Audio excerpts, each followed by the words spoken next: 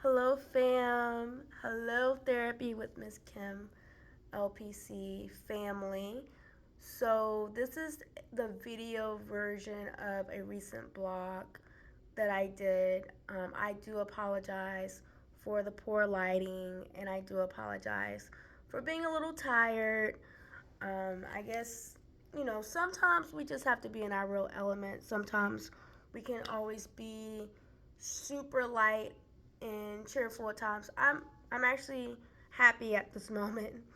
I'm just really tired, but I am so determined.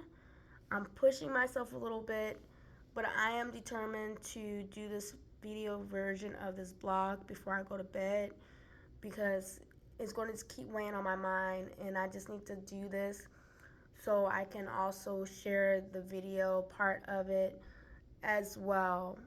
So I'm trying to do my best with completing work, of course, and this is part of it. So once again, fam, I have a blog on blogger.com. So my blog is misskimlpc.blogspot.com. And of course, I'll share this as well in the description.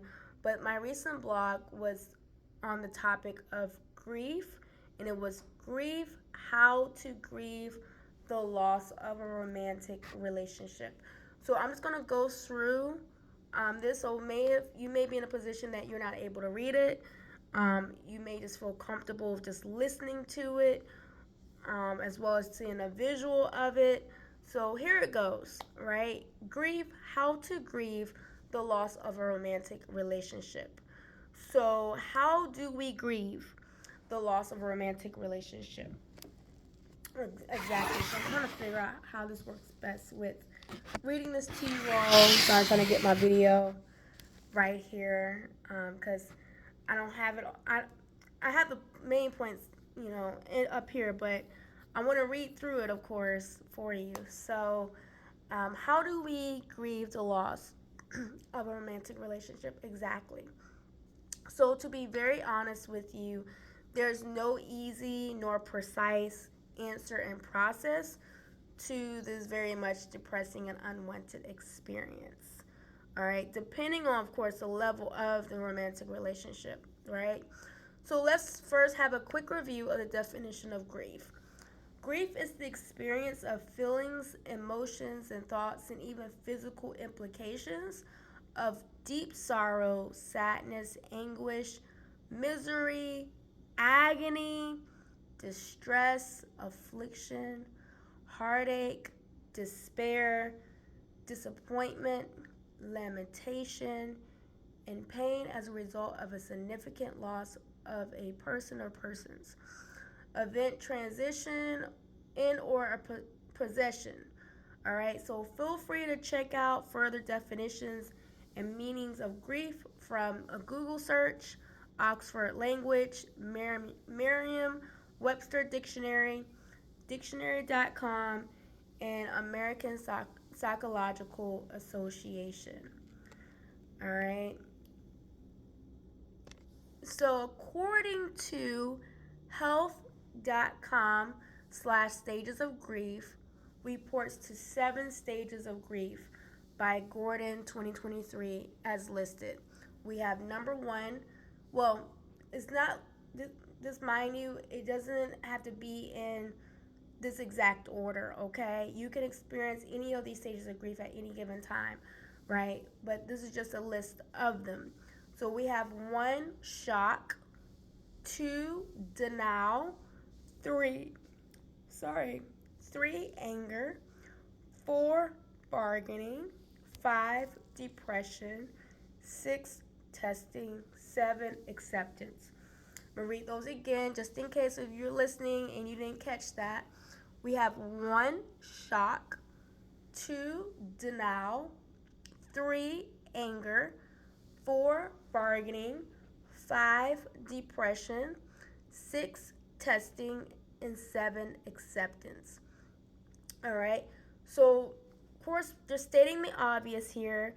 If you're of course listening to this video or reading this blog, You may be, of course, experiencing at least one of the stages of grief. Just mention, of course. You may be wanting help and support with navigating this experience. When it comes to grieving the loss of a romantic relationship, you are missing possibly the sweet kisses, hand holding, hugs, cuddling, walks, talks about everything and nothing. You may be experiencing the loss of the quality time once spent with this person. You may be feeling confused and triggered when seeing objects that once that was once gifted to you from your former significant partner, or noticing random objects that just remind you of your ex.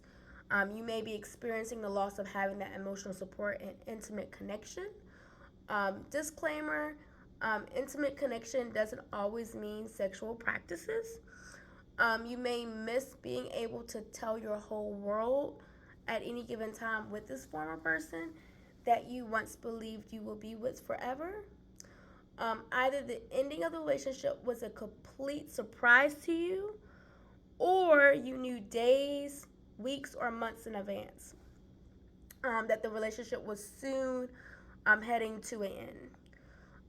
But either way, how you found out or when you found out, it can still be a dreadful experience, okay?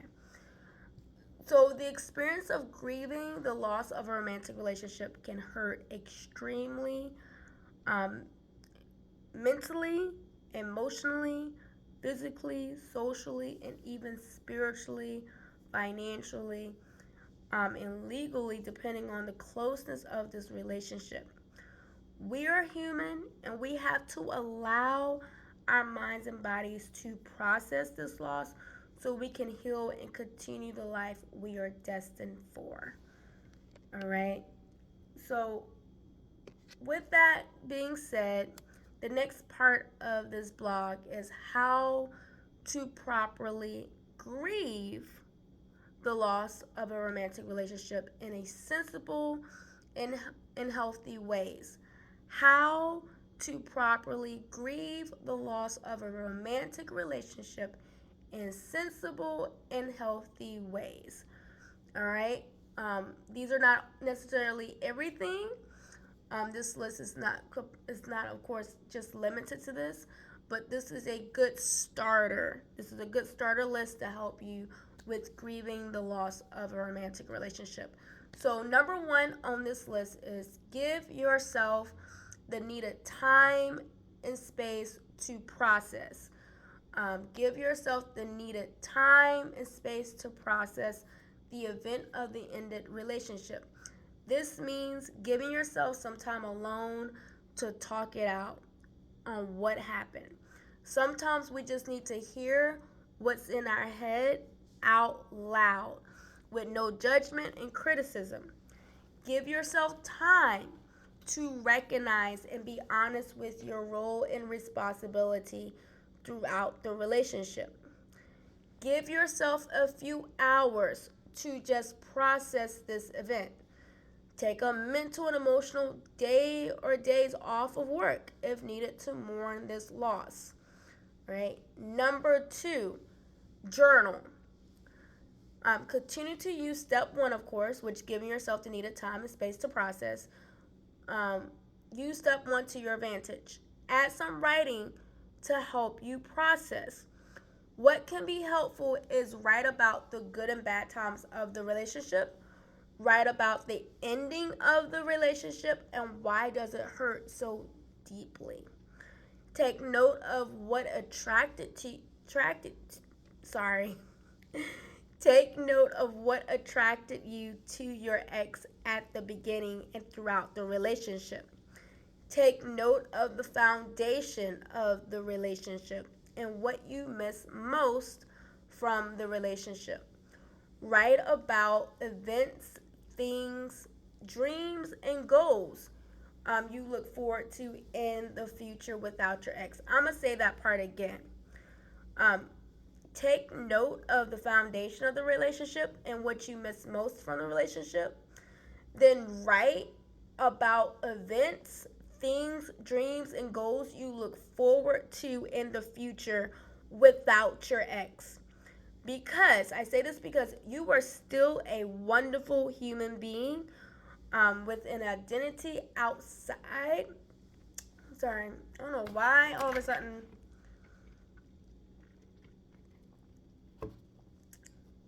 my throat's getting a little dry. So, what was that? Write about events, things, dreams, and goals you look forward to in the future without your ex. Because you're still a wonderful human being with an identity outside of a romantic relationship. Step number 3, cry it out. It's okay to cry. Cry it out. It's okay to cry. Crying can be a sign of release and healing. I very much encourage crying for sure. It's best to cry out your feelings, emotions, and thoughts rather than to keep it suppressed and avoiding the emotions and feelings. To read and research the benefits of crying, go online to www.health.harvard.edu blog slash is crying good for you. This is by Newhouse 2021. And also, if you want more research on this topic of how crying is beneficial for you, you can go to www.webmd.com/balance/features/ is crying good for you. And that's from Gavender. All right, step number four is go to therapy. Y'all know I had to add that in there, right? So step number 4 is go to therapy. You need, okay, we all need, you need, I need, everyone that's listening on here, need a third party, unbiased, non-judgmental, and clinical mental health professional that will help you process the stages of grief, um, grief with all of the many other things you may be dealing with concerning your holistic health from the past and present. All right. Um, we know you are a great, intelligent, and independent adult, but you were not created to do everything alone. It's okay to seek out professional help for your mental and emotional well being. Now, in 2023 and 2024, well, we're in 2024 now. While I'm actually documenting this today, it's actually January 4th, 2024, but the blog's been out, I want to say it was published December 27th, 2023. So, with this being said, we are currently in 2024. So, therapy is so convenient now these days. You can see your therapist in person in the office space, or you can see your therapist in the comfort of your own home via telehealth, via video. So the choice is yours when it comes to therapy. There are several platforms and search engines to search for a therapist, and you have the options of using your insurance if you have it or self pay. These days, you have options, meaning you have no excuse, okay? Feel free to check out my profile page on my blog. Um, and I may also have this information also in the description here as well. But feel free to check out my profile page with how to connect with me for therapy. Just FYI, I am only licensed for the state of Virginia as a licensed professional counselor. So you will have to be a Virginia resident, or if you're going to be recommending family or friends to me, they will have to be a Virginia resident for me to ethically, legally, for me to actually see them for clinical therapy. So just FYI on that. My work number is 757-773-7488. That's 757-773-7488. And you can also email me at writethevisionacc@gmail.com. That's writethevisionacc@gmail.com. Let's see here.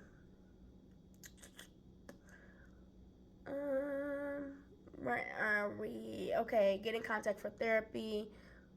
So, once again, if I'm unable to provide therapy services to you, either because you're out of the state of Virginia or because we already have another type of relationship, because if we already have another type of relationship, that would be considered a dual relationship, so I won't be able to see you. So, um, if there's a reason, of course, a logical, reasonable reason, I'm unable to see you for therapy, um, I will be glad to help you with the search of a great therapist for your needs, all right? Please don't believe the toxic thought that you should handle grief completely on your alone, all right? There's a time and space to work out things alone, of course, but there's also good support out here for you. All right, so that was step number 4 with going to therapy. Step number 5 is social support. Social support. This is a great time to take inventory of your social support. This may include your family, friends, your church family, work colleagues, friends, and neighbors. Your therapist shouldn't be the only person you are talking to. We are human and we're created for a human social interaction. It's literally in our DNA. It's the reason why we're even here is because we as humans need social interaction. We are not meant to do life alone. You may have to be the one sometimes to initiate and actually schedule meetups, coffee dates, breakfast, brunch, lunch, or dinner gatherings, and game nights. Go hang out in your local city or town with your social support. Have a movie night. Get connected with groups at your local church. Join a support group or a local service group. Take a trip with some people from your social supports. So that was number 5, social support. Number 6 is self care. Self care is number 6. So don't slack on your self care just because you're no longer in a romantic relationship. You still have a fabulous life to live. All right. So don't slack on your personal hygiene. Feel free to stock up on your favorite new body washes, skincare, even hair products. Get that manicure, pedicure. Treat yourself to a massage and facial. You only get blessed with one life and one body to live it in. So you better take good care of you. Schedule your doctor's appointments for a yearly physical and or dentist appointment or any other specialist you may need to see. Let's start exercising if you are not already. Join a gym and or workout class or group. Hire a personal trainer. Oh, I miss those days. Just side note, I think the days that I had a personal trainer was like literally my best physical health days ever. So I would just absolutely love to get a personal trainer again. Take some time to do a deep cleaning of your bedroom and or your home. Make sure you're keeping up with your decent appetite and getting adequate sleep on a daily and weekly basis. And that's something I need to do. Staying up a little late doing this, but I definitely agree. We got to make sure we get adequate sleep on a daily and weekly basis. All right, so speaking to myself on that, definitely, but it makes a huge difference when you're grieving, because when you're grieving, it's natural to be exhausted, right? So just being mindful, make sure you're getting that rest that you need. Also, remember to set aside at least one day out the week to be your day to rest and just focus on you. I preach this, teach this, advocate for this. Fridays are normally my personal outside of grief. I've been doing this since I want to say since February. I want to say since the beginning of February of 2021 is when I took the initiative that I was going to have Fridays as my day off from work, and it was going to be my personal day, a time that I will um, turn off my alarms. I will wake up whenever my body and my mind chooses to wake up. It's a day that I do not over obligate myself or overwhelm myself on things. Sometimes here and there I may, go hang out with a friend or something later on the day, like in the afternoon or in the evening time. But it's nothing, you know, what's the word? Overexerting myself, I guess, or causing myself to be exhausted, right? It's literally just a day for me to do whatever I want to do.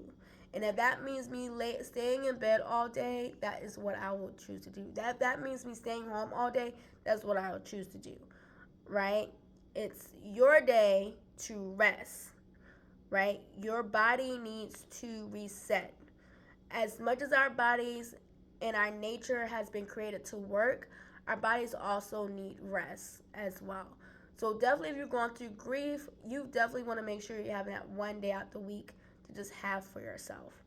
So that was number 6, self-care. Number 7, I think this is the last one for this starter list.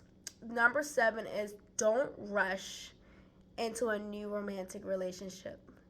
Number 7, don't rush into a new romantic relationship. I know it's so tempting at times.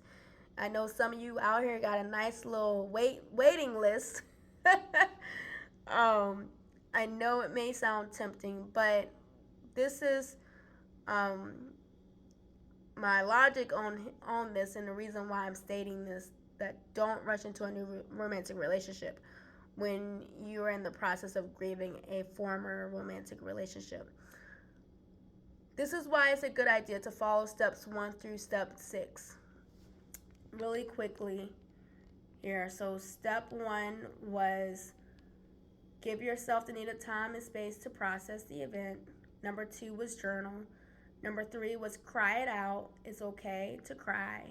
Number 4 was go to therapy. Number 5 was social support. Number 6 was self care. So, you want to make sure you go through steps 1 through 6. To be honest, I don't have access to that magical timeline on when will it be the perfect time for you to pursue a new romantic relationship. The timeline and healing process is different for everyone, but I truly believe you would know and recognize when you are healed from the former relationship. Um, Now, if you find yourself entering the new relationship because you miss being with someone, you want to make your ex jealous, or being alone makes you feel uncomfortable. These are all good signs and reasons that you are not healed and not ready to enter a new romantic relationship. I'm sure there could be a lot more that I could speak on that, but I'll just leave that for right now. You all can reach out to me, comment, email me, reach me about that, and I could definitely give you more insight on that. I'm sure there's several more ways to help you grieve a former romantic relationship, but this is a good start. You would get through this. You're gonna be all right. I really do believe, and I hope you can believe this for yourself, that you have such a beautiful and bright future ahead of you. Um, the Holy Bible in Psalms um, 73 and 76 in a New Living Translation tells us, this is the NLT, it says, my health may fail and my spirit may grow weak, but God remains the strength of my heart. He is mine forever. I want to read that again. That's Psalms 73:26, New Living Translation. My health may fail and my spirit may grow weak, but God remains the strength of my heart. He is mine. And then Proverbs in chapter 4, verse 23, it says, NLT, guard your heart above all else, for it determines the course of your life. Proverbs 4 and 23, NLT, it says, guard your heart above all else, for it determines the course of your life. And then in the same verse, Proverbs 4:23, in a New King James Version, then in KJV, it says, keep keep your heart with all diligence, for out of it spring the issues of life. And I actually have two other bonus scriptures I want to share with you all too. It's actually not um, written in my blog, but I may need to update it and add these other two verses. But I think these two verses are more than appropriate to share with you all about what we just stated, of course. So in Ecclesiastes, this is in the Holy Bible, of course, because I do consider myself a Christian based counselor, and all my content that I put out is going to be coming from a Christian background, of course. But Ecclesiastes is the Holy Bible and the Old Testament, and it says chapter 3, verse 1, and this is the King James Version, KJV, and it says, "To everything there is a season and a time to every purpose under the heaven." Ecclesiastes chapter 3, verse 1, KJV, "To everything there is a season and a time to every purpose under the heaven." So even while you're grieving this loss of this romantic relationship, remind yourself this is a season, right? Just like the nature and weather shows us there's seasons, right? Same with us. We are going to go through seasons, and while you're going through this grieving process, this is a season. It was a season that you was in that relationship, and it was a season that you're um, processing and grieving and mourning the loss of this relationship. It's a season, and then you're going to soon go into a season that you're completely healed, and then if it's God's perfect will for you, you go into another season where you met the person that was designed and ordained just for you, right? But when we talk about the point on a time to every purpose under the heaven, I would encourage you to use those steps 1 through 7 to help you to recognize what is the purpose for you in your present life as well as your future. And the other bonus scripture I want to leave you with is from the Holy Bible. This is going into the New Testament and the epistles, and this is going to be 3rd John chapter 1 verse 2. This is 3rd John chapter 1 verse 2. This is going to be in the New King James Version. This is the NKJV, and it says, "Beloved, I pray that you may prosper in all things and be in health just as your soul prospers." I'm going to read that again. "Beloved, I pray that you may prosper in all things and be in health just as your soul prospers." So we serve such a great God that even in your time, in your season of grieving, I believe God still has it for you and can still design for you to prosper even in a time of grieving, right? I know that you may not be able to maybe process that at this current moment or receive that at this current moment, but God's plan for you, even in the time of grieving and loss, He still wants to prosper you in all things.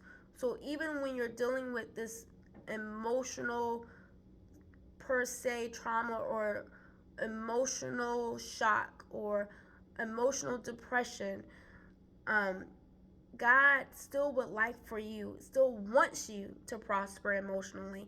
And that's also part of the healing. As you're healing, that that's part of being prosperous. Allowing yourself to process and to heal, right? It's meant for you to prosper mentally. It's meant for you to prosper socially. It's meant for you to prosper physically, socially, financially, You can prosper even in the time of grieving. So I want to leave you with that. I hope that blessed you. Um, I appreciate you tuning in for this blog and just joining the family. Also, once again, as we close up here, feel free to comment below what was most helpful to you and or share any questions and concerns about this topic. Also, share with anyone you know that you believe may benefit from this blog. um, I just pray peace and blessings to you. And I just pray, Lord, for those that are hurting right now when it comes to grief, specifically for the grief of a romantic relationship. Lord, I just pray that you just keep your people, guard their hearts, guard their minds, be with them as they're processing this situation, this particular event. Let them know that you are God and you are God alone, and that you still have such a beautiful present and such a beautiful future for them, and that it's your intention for them to prosper in the name of Jesus. So I speak peace and blessings to you all. Until next time, take care of yourself. Keep me updated. And I really do appreciate you all. And I love you all so much. And just remember, also, God loves you very, very much. And I will talk to you all later. God bless.